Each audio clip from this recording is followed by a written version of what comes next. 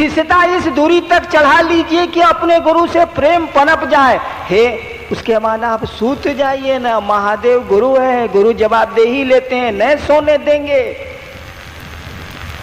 मेरी क्या स्थिति है देखते हैं आप। सचिवालय से आता हूं 6 बजे, भीतर गया नहीं कि अब मन में खुद बुद्धि है कि साला चलें बाहर में, गुरु भाई लोग आया हुआ, बाहर चला गया। 11 बजे रात तक बाहर रहा, फिर आया, भोजन किया। सुबह नींद नहीं खुली कि बल्कि 5 बजे भोरे वाइफ कहती है कि देखिए ना गेट पर 2-3 आदमी हैं, ताला खुलवा दें। हम कहा खुलवा दें।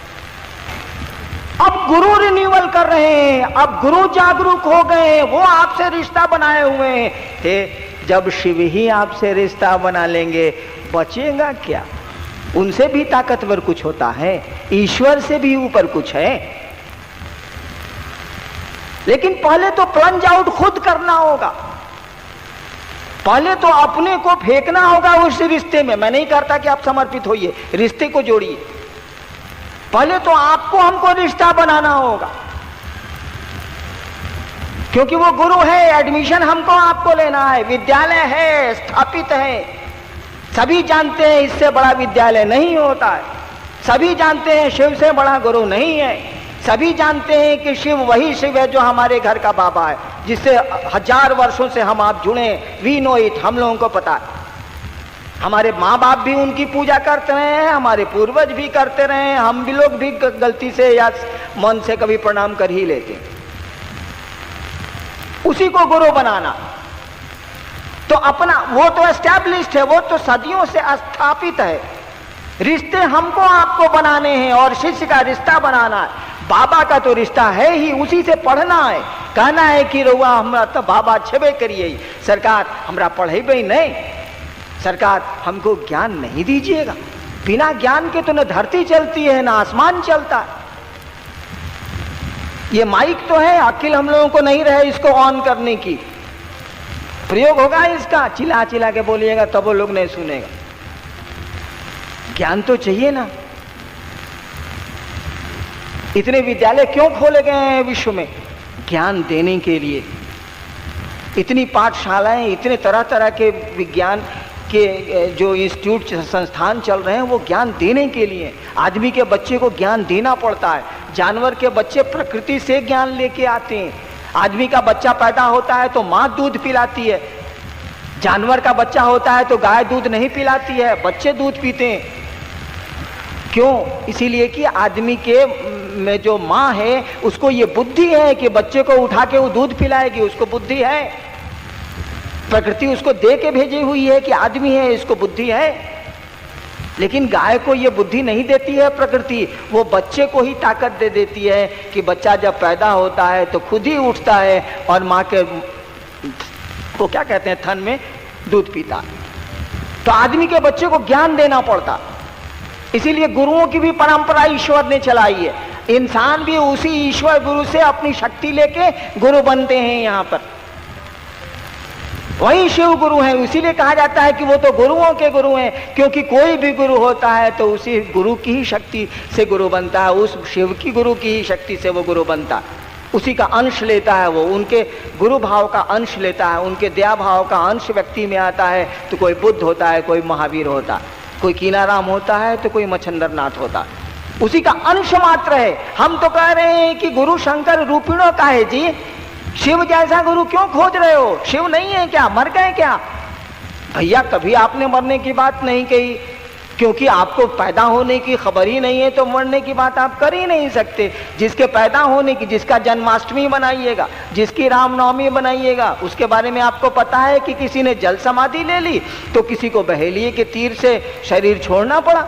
लेकिन शिव की तो आप कोई अष्टमी नवमी नहीं मनाते। इसलिए नहीं मनाते हैं कि आपको पता ही नहीं है कि शिव पैदा हुए थे। आप तो शिवरात्रि मनाते हैं, स्थिति मनाते हैं, विवाह का दिन मनाते हैं। आप तो उनका जन्मदिन मना ही नहीं सकते, आपको पता ही नहीं है। और जिसके जन्म का पता नहीं है उसके मरण का पता आपको नहीं चलेगा। इसीलिए शिव की शिवरात्रि मनाई जाती है। तो जब शिव गुरु के रूप में उपलब्ध हैं, देवता के रूप में उपलब्ध हैं, तो आप ऐसा क्यों करते हैं कि महादेव जैसा देवता चाहिए? महादेव तो उपलब्ध है, कुछ भी नहीं लगता है। सभी देवताओं से कम खर्च है शिव की पूजा में, कम मेहनत है शिव की पूजा में। कम ड्यूरेशन है, कम समय लगता है, कम शक्ति लगती है, कम साधन लगते हैं। धतूरा चला दीजिए, पानी चला दीजिए, काम चल जाएगा। भजन भी नहीं गाना है, वो मुंह में कैसे अंगूठा हिलाते हैं लोग, वो कर देते हैं, उसी से काम चल जाता है। जिसको गाने नहीं भी आता है वो भी कर सकता, कोई दिक्कत नहीं। तो गुरु शंकर रूपिणों क्यों? गुरु तो शंकर खुद हैं। गांव मोहल्ले में शिव की पूजा हो रही है, घर घर में शिव की पूजा हो रही। उसी शिव को अपने गुरु के रूप में जुड़ना है ताकि वो ज्ञान दे हमको। वही ज्ञान आपको समझा लेगा कि जाने की जगह रहना नहीं है भैया यहाँ। वही ज्ञान आपको इस दुनिया में भी काम करेगा, वही ज्ञान आसमान में भी काम करेगा। गुरु ही ज्ञान देते हैं। और गुरु आपके पॉकेट में है। नगर में बच्चा, शहर में क्या गोद में बच्चा, शहर में डिडोर। और रिश्ते बनाइए, अपने रिश्ते बनाइए। पहले अपने से रिन्यूअल कीजिए। खिड़की खुलने के समय में वहां खड़े हो जाइए जरूर, बाद में तो खिड़की ही आपको जगा लेगी। भाई साहब आप खुद जग जाएंगे, सुतिए ना आप। शिष्य के रूप में अपने रिश्ते बना लीजिए, बाद में तो गुरु खुद ही आपको जगा लेंगे। जब मैं मधेपुरा में आज से 16-17 साल पहले मैजिस्ट्रेट था, तो हमारे मैजिस्ट्रेट साहब बैठे हुए हैं, अब तो सेवानिवृत्त हो गए हैं। जब मेरे साथ थे मधेपुरा में, तो मैं कहता था इन लोगों को, हालांकि बहुत कम उम्र थी मेरी उस समय, मैं कहता था कि सर महादेव को गुरु माने, चादर तान के सूत जाइएगा। उसकी जवाबदेही है, खाली रिश्ता बना लीजिए, दाखिला ले लीजिए। और वही हुआ। अब हम लोग सो नहीं सकते। बताइए ना, किसी संडे को हम रह रहे हैं रांची में, 7 दिन सचिवालय में 10 घंटा खटते हैं। आज संडे होता है, छुट्टी मिलती है, तो कभी डाल्टेंगे, तो कभी कोडरमा, तो कभी चतरा, तो कभी बेगूसराय, तो कभी सहरसा शिव चर्चा में। चाह के भी हरिनाम नहीं रुक सकते, रुकने ही नहीं लोग देगा।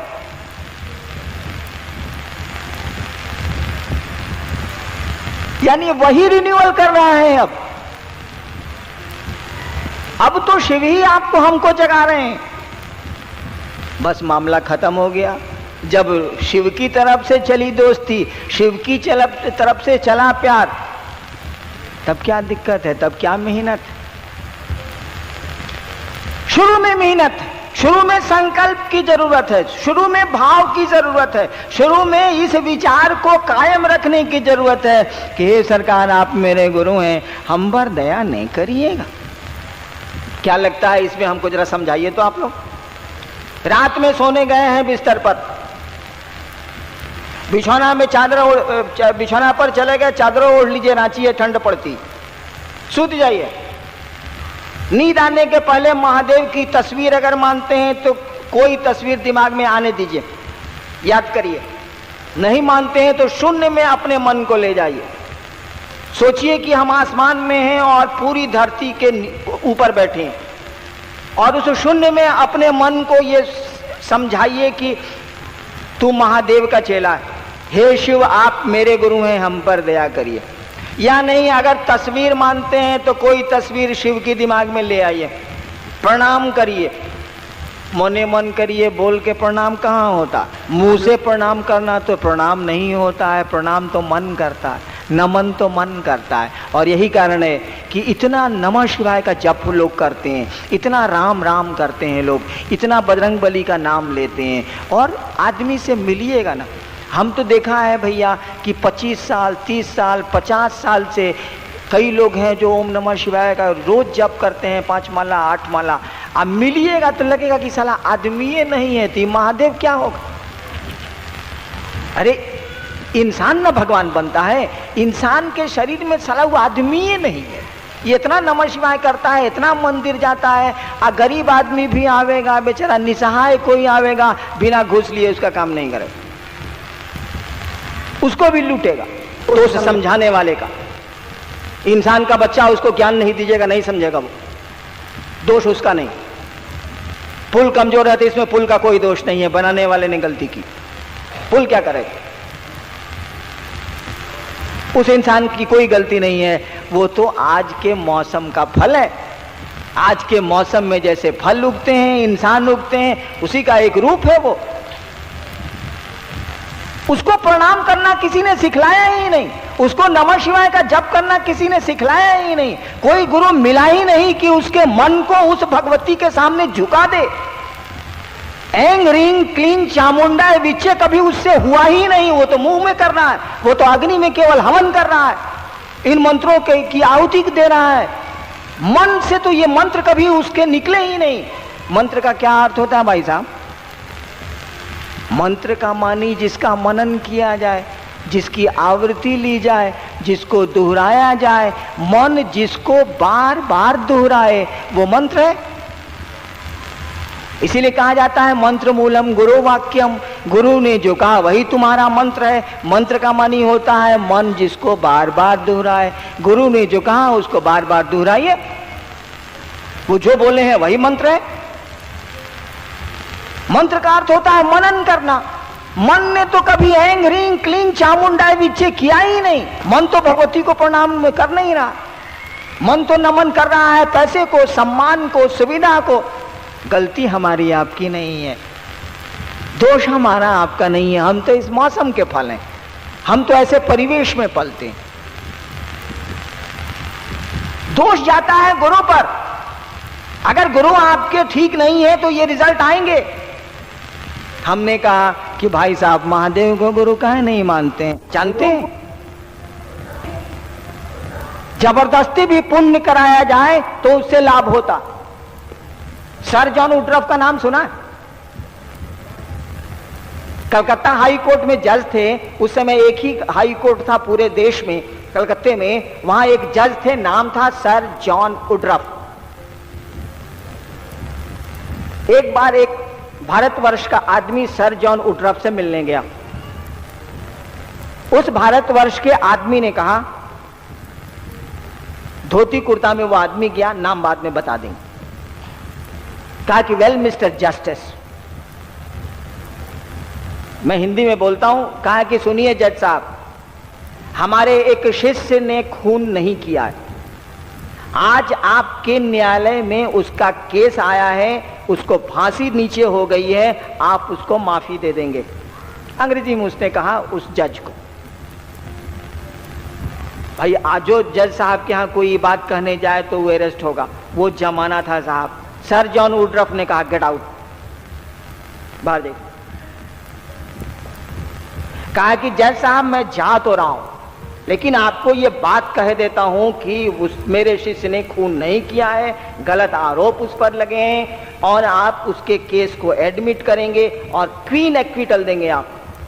कहा गेट आउट। सर जॉन वुडरॉफ लिखते हैं, वो पूरी तरह याद किए हुए हैं कि दूसरे दिन यह मामला है और इसमें जजमेंट देना है कि केस एडमिटेड। एडमिट होगा तब ना फांसी होगी उसको। Case admitted. 2 महीना के बाद वही आदमी फिर जस्टिस से मिलने आता और सर्टिफाइड कॉपी जजमेंट के लिए हुए हैं और सर जॉन वुडरॉफ से कहता है थैंक यू मिस्टर जस्टिस, आपने एक्विटल दिया, इसके लिए आपको बहुत बहुत धन्यवाद। कहता व्हाट नॉनसेंस, क्योंकि उसने तो जजमेंट दिया था कि केस एडमिटेड। कहा कि दिस इज योर ऑर्डर। उस आदमी ने वो आदेश की सत्यापित प्रति जज साहब को दी।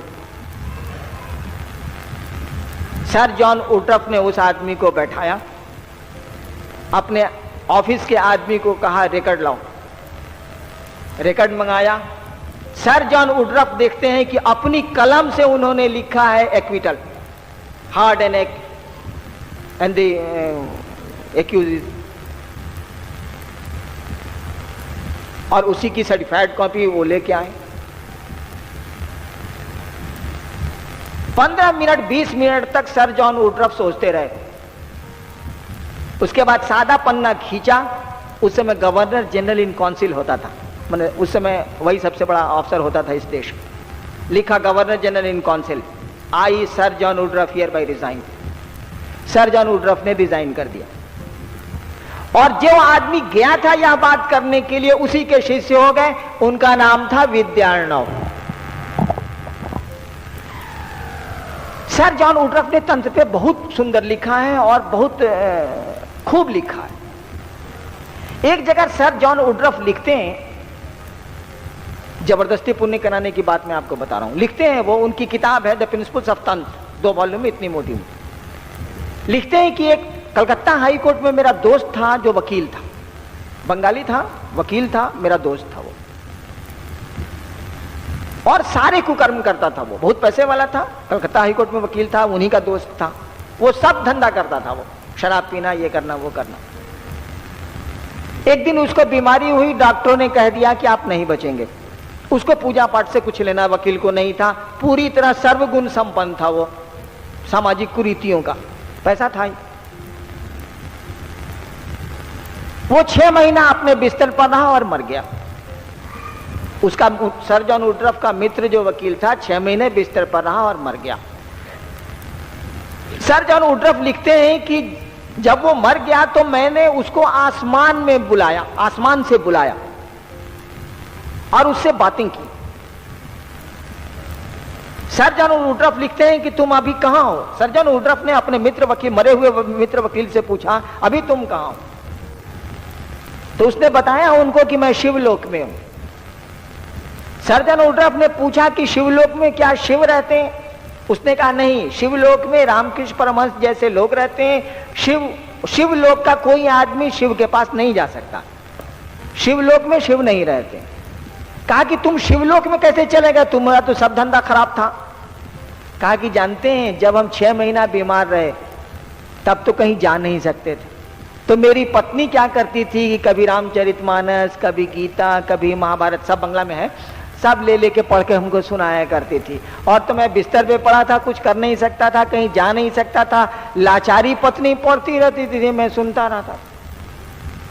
मरने के पहले तक मेरे भी कुछ भाव जग गए परमात्मा के प्रति, और देखिए ना, मुझको प्रेतलोक में जाना चाहिए था, मैं शिवलोक में आ गया।